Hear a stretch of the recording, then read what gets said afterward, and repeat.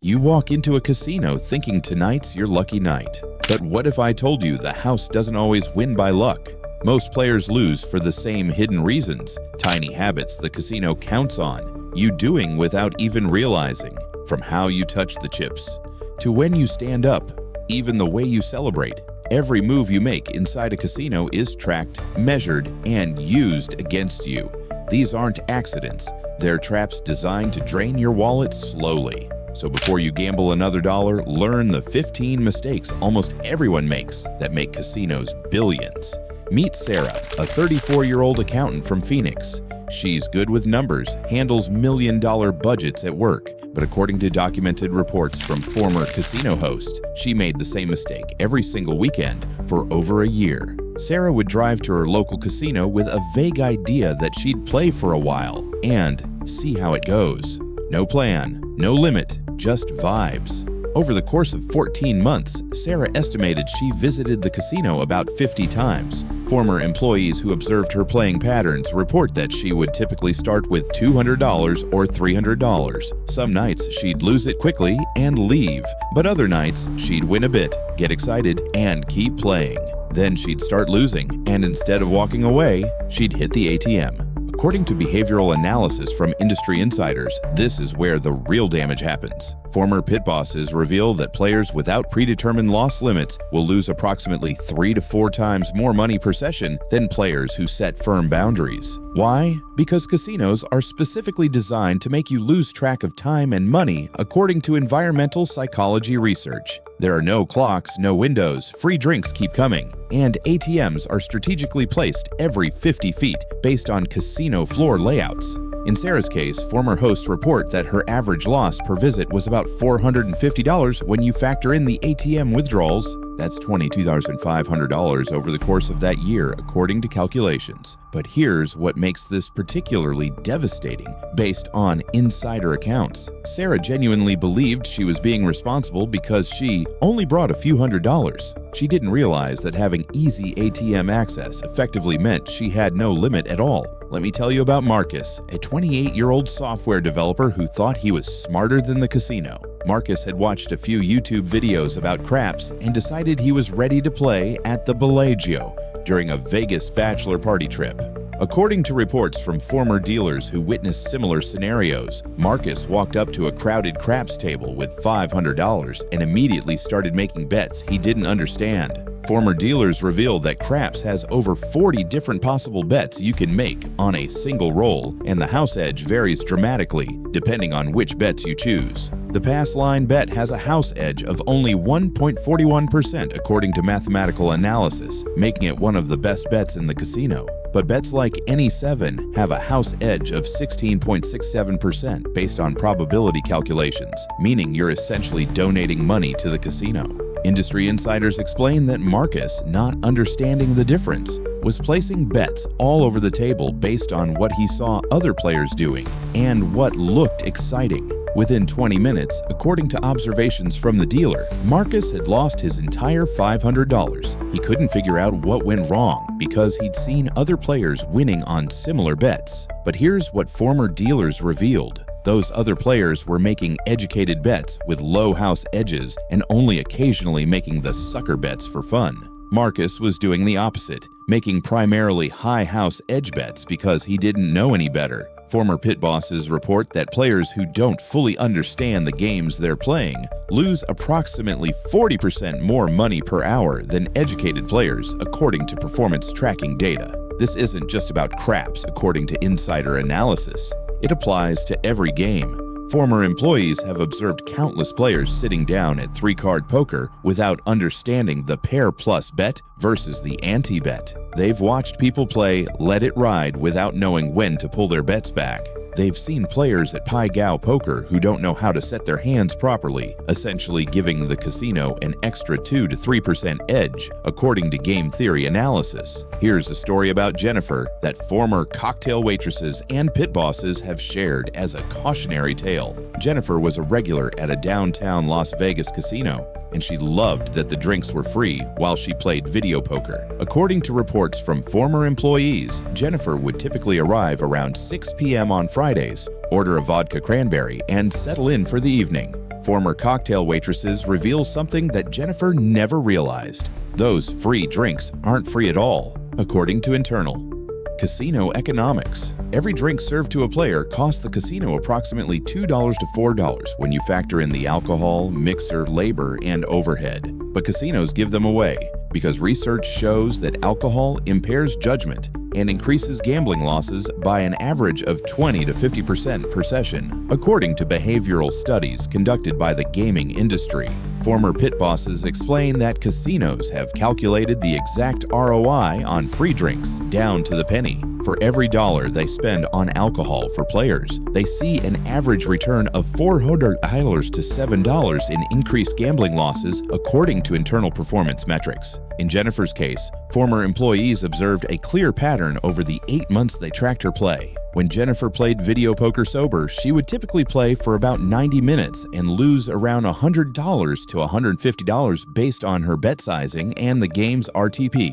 But on nights when she accepted multiple drinks, according to documented observations, her sessions would last 3 to 4 hours, and her losses would average $400 to $600. Industry insiders reveal this happens because alcohol affects your decision-making in specific ways that are particularly dangerous for gambling. First, it increases risk tolerance according to neurological research, making you more likely to increase your bets after losses. Second, it impairs your ability to do mental math, so you lose track of how much you've spent according to cognitive studies. Third, it gives you false confidence, making you think you're playing better than you actually are based on psychological analysis. Former employees report watching Jennifer make mistakes she would never make sober, holding the wrong cards in video poker, chasing inside straights, increasing her bet size after a series of losses, and worst of all, hitting the ATM for just one more hundred multiple times per session, according to observations. Let me introduce you to Robert, a guy who thought he was being smart by staying off the grid at casinos. Robert was a regular player who would visit his local casino 2 to 3 times per month and spend anywhere from $500 to $2,000 per visit, according to estimates from former hosts. But Robert refused to sign up for the Players Club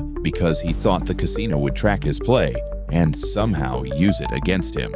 Former casino hosts reveal that Robert's paranoia cost him thousands of dollars in lost comps and benefits over the 3 years he played there, according to their calculations. Industry insiders explain that Players Club cards track your play and award you points based on how much you gamble. These points can be redeemed for free play, meals, hotel rooms, show tickets, and other comps. The value of these rewards typically equals about 0.1 to 0.3% of your total amount wagered, according to casino loyalty program structures. That might not sound like much, but according to mathematical analysis, it adds up fast. In Robert's case, former management estimates he wagered approximately $240,000 over those 3 years based on his playing frequency and average bet sizes. At even the most conservative comp rate of 0%, that would have earned him $240 worth of benefits per year, or $720 over the 3-year period, according to calculations. But here's what makes Robert's mistake even worse based on insider reports. Players Club members also receive targeted offers for free play, match play coupons, discounted rooms, and exclusive promotions. Former hosts reveal that Robert missed out on probably $500 to $2,000 in additional offers during that time because the casino had no record of his play and therefore never sent him anything. One documented incident that perfectly illustrates this mistake involves a weekend where the casino ran a promotion giving $100 in free play to anyone who earned 500 points during the promotional period. According to former management, Robert was playing at the casino that exact weekend and definitely earned enough points to qualify based on his typical bet sizing. But because he wasn't using a Players Club card, he received nothing. Remember when I mentioned there's a psychological trick casinos use that former employees think should be illegal? This is it. Meet David, a 45-year-old construction foreman who had a ritual. Every Saturday, David would walk the casino floor looking for a hot slot machine. According to reports from former slot attendants, David would watch other players looking for machines that hadn't paid out in a while, believing they were due to hit. Former employees revealed that David spent an average of 20 to 30 minutes every visit just scouting machines before he ever placed a bet. Industry insiders explain that David, like millions of other casino players, was falling victim to what psychologists call the gambler's fallacy. This is the mistaken belief that past results influence future outcomes in games of independent probability, according to behavioral psychology research. Former slot technicians reveal something crucial. Every single spin on a slot machine is completely independent and random, according to the random number generator programming.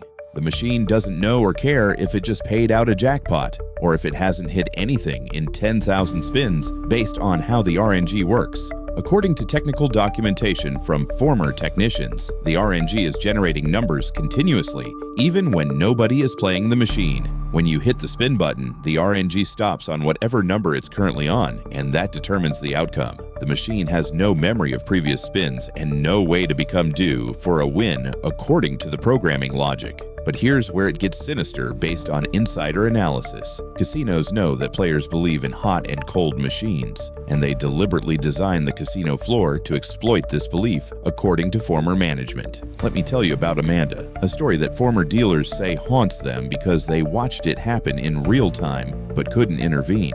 Amanda was a blackjack player who would visit the casino every other weekend. According to reports from former dealers, Amanda played at a pace that can only be described as frantic. She never took breaks, never stepped away from the table, and played hand after hand after hand for hours straight. Former pit bosses reveal that the speed at which you play directly correlates to how much money you'll lose over time according to mathematical certainty. Here's why, based on gaming mathematics. Every casino game has a house edge, which is the casino's average profit expressed as a percentage of your bet.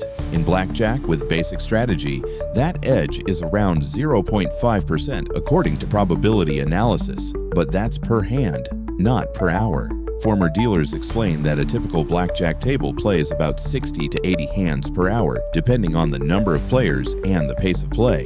If you're betting $25 per hand, that's $500 to $2,000 in total wagers per hour. With a 0.5% house edge, you can expect to lose about $7.50 to $10 per hour on average, according to calculations. But here's what Amanda was doing according to observations from former dealers. She played so aggressively and so quickly that she was getting through about 100 to 120 hands per hour. At $25 per hand, that's $2,500 to $3,000 in total wagers per hour, meaning her expected loss jumped to $12.50 to $15 per hour based on the math. Over a 4-hour session, which was typical for Amanda according to reports. That's the difference between losing $30 to $40 versus losing $50 to $60 in expected value. But the real damage, according to insider analysis, wasn't just the expected value, it was the variance. Former dealers reveal that when you play that many hands that quickly, you're much more likely to experience significant losing streaks according to probability theory. And when Amanda hit those losing streaks, instead of taking a break to clear her head, she would just keep playing faster and betting more aggressively,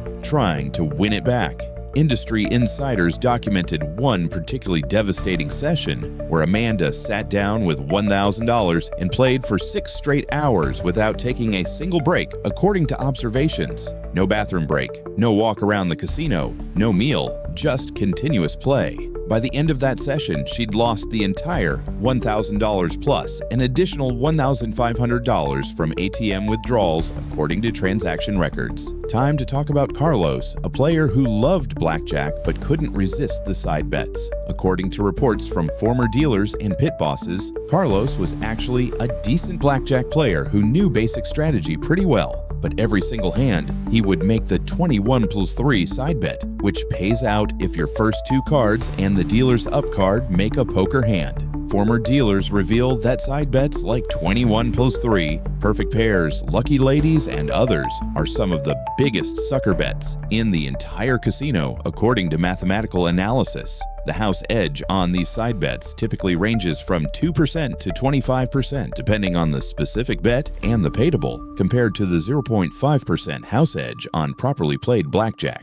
Industry insiders explain that in Carlos's case, he was betting $25 on the main hand with a 0.5% edge, but also betting $5 on the 21 plus 3 side bet with about a 3.2% house edge according to that particular pay table. Former dealers calculated that over the course of a typical 4-hour session at about 80 hands per hour, Carlos was wagering $2,000 on the main game with an expected loss of $10, but also wagering $400 on the side bet with an expected loss of about $12.80. The side bet, which represented only 20% of his total wagering, was responsible for more than 50% of his expected losses according to the mathematics. But here's what makes side bets particularly insidious according to former employees. They hit just often enough to keep you interested. Carlos would get a straight or flush on that 21 plus 3 bet maybe once every 20 or 30 hands according to the probability, winning $100 or $125, and that would keep him making the bet even though mathematically he was getting destroyed over time based on the house edge.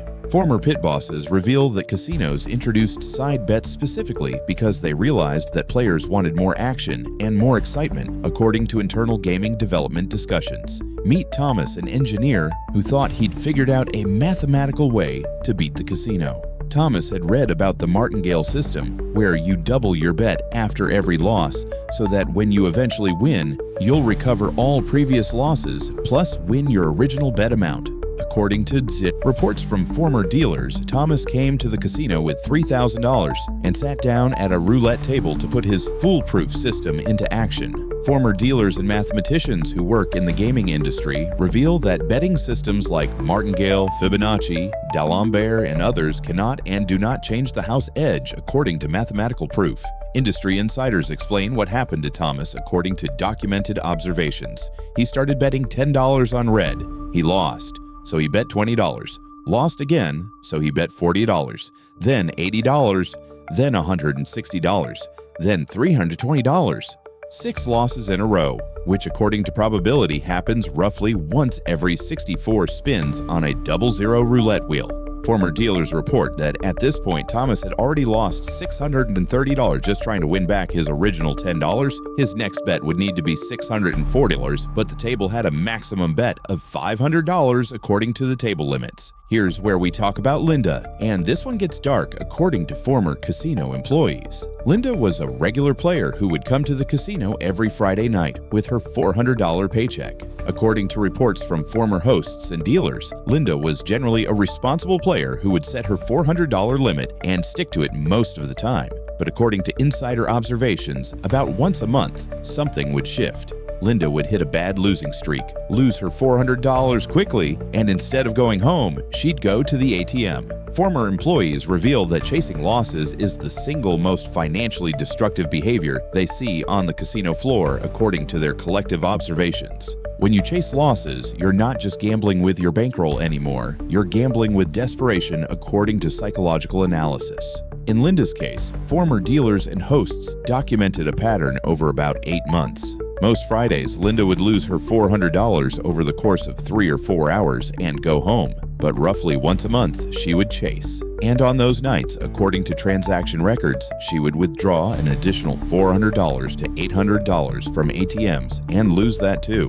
Industry insiders explain why chasing losses is so destructive according to gaming psychology. First, you're playing with money you shouldn't be gambling with, money you probably need for bills. Second, you're in a terrible emotional state where you're not making rational decisions.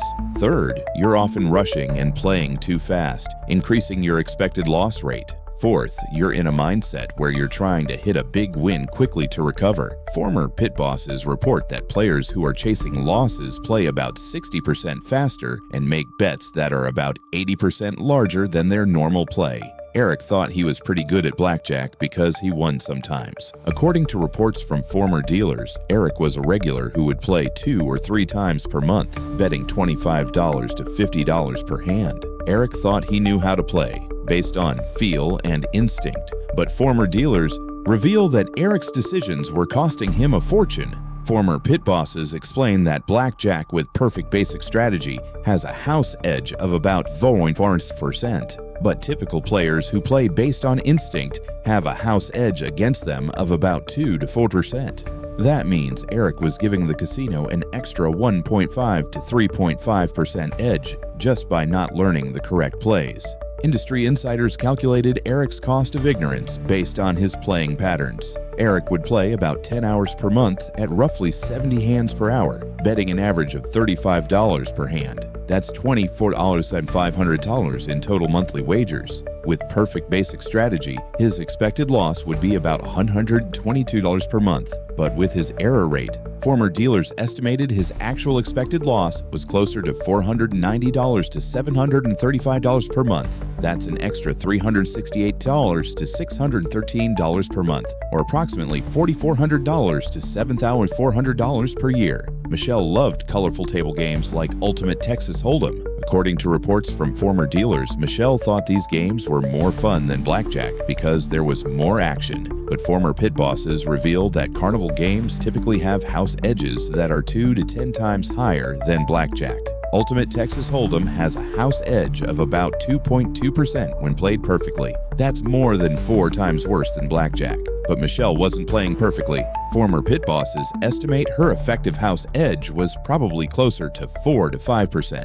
Michelle would play for 3 to 4 hours per session, betting about $25 to $50 per hand. But here's what made Michelle's situation worse. She would also make the trip's bonus bet, which has a house edge of about 3.5%. Michelle was betting $10 on the trip's bet almost every hand, adding another $500 per session in total wagers at a worse house edge. Former employees documented one session where Michelle played for 6 hours and lost $1,800. Instead of recognizing this as a bad run, Michelle came back the next weekend convinced the game owed her. She lost another $700. Kevin came to the casino with $300 and ran it up to $3,400 playing blackjack over about 2 hours. By all accounts, Kevin should have cashed out and gone home with an incredible win, but he kept playing.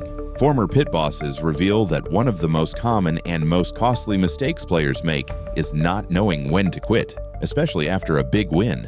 When you win big, your brain releases dopamine and creates a feeling of invincibility. Former dealers report Kevin started increasing his bet size after the big run, going from $25 per hand to $50 and sometimes $100 per hand. Industry insiders explain that this is exactly when you're most vulnerable. You're betting more money, which increases your expected loss rate. You're often making worse decisions because you're overconfident.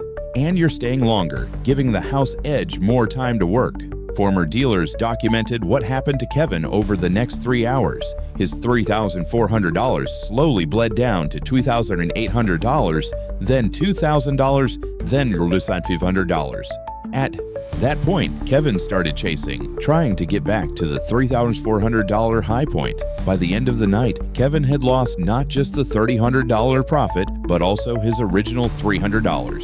Former employees report this happens with shocking frequency. They estimate that 60 to 70% of players who have a big winning session will give back most or all of their profits before leaving the casino. Mistake number 13.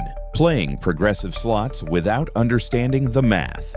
Patricia spent 3 years chasing a mega moolah progressive jackpot. According to reports from former slot attendants, Patricia would come to the casino 2 to 3 times per week and play exclusively on the Mega Moolah machine. Former slot technicians revealed that progressive jackpots are some of the worst bets in the casino when you factor in the overall RTP. A portion of every bet placed on the machine goes into the jackpot pool, usually about 1 to 3%.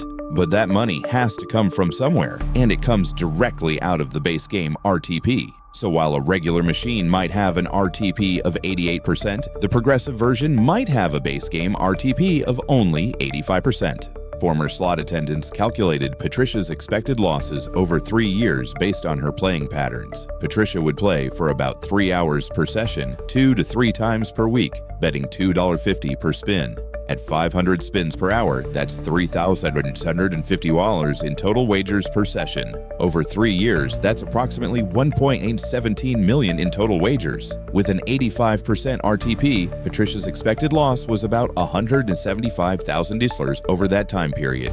The odds of hitting the Mega Moolah Progressive are roughly 1 in 50 million. Patricia never hit the progressive jackpot in those 3 years and actually lost close to $90,000 over that period. Mistake number 14. Not setting a win limit. Jake would come to the casino with $500 and often run it up to $200 or $500 playing craps. But former dealers reveal that Jake rarely left the casino with a profit because he never decided in advance when he would quit winners.